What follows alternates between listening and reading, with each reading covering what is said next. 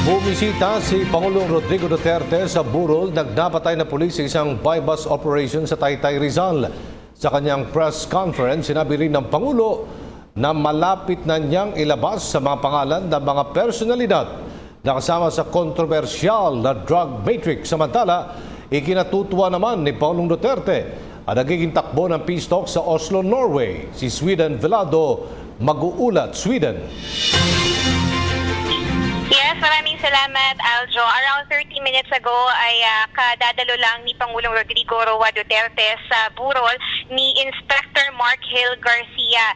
At ito ay napatay noong nakaraang Biyernes sa kalagitnaan ng illegal drug buy-bus operation sa may Antipolo. So ang burol ay dito sa may Camp Jeronimo Cabrera, Taytay, Rizal. Ayon kay Pangulong Duterte, makatatanggap ang naulila ni Garcia ng halagang 250,000 financial assistance at karagdagan pang 20,000 worth of immediate cash or check.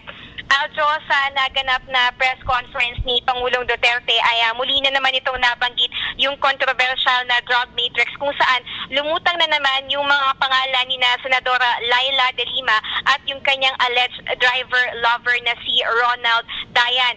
Ayon kay Pangulong Duterte, importante talaga na mailabas itong drug matrix para makita yung operasyon kung bakit ba naging gano'n na lang ka-luxurious yung lifestyle ng mga drug lord at drug suspect na nakapiit doon sa loob ng Bilibid Prison gayong sila ay mga preso.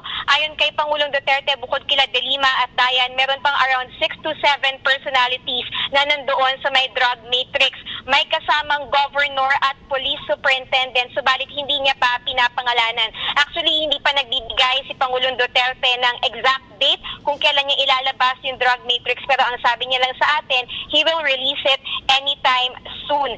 At si Pangulong Duterte naman ay nag-express din ng kanyang satisfaction sa nagpapatuloy na peace talks at negotiation sa Oslo, Norway. Pag-aaralan niya umano kung kailan siya muli mag-aanunsyo ng ceasefire. Matatandaan na dati na siyang nag-announce ng ceasefire, subalit binawi niya rin ito matapos ma-ambush yung ilang miyembro ng mga militar ng grupong makakaliwa. Si Pangulong Duterte ay lilipad pa Davao ngayong gabi, subalit siya ay babalik din daw araw ng Linggo upang personal na makadalo sa birthday celebration ni former President Gloria Macapagal Arroyo. Subalit pag-i-emphasize ni Pangulong Duterte, tuwing siya ay merong personal trip, gumagamit siya ng private chopper upang hindi niya rin daw magamit sa kanyang mga personal na affairs or events yung pera ng sambayanan. Yan muna ang latest mula dito sa Taytay, Rizal para sa PTV News, Sweden Velado.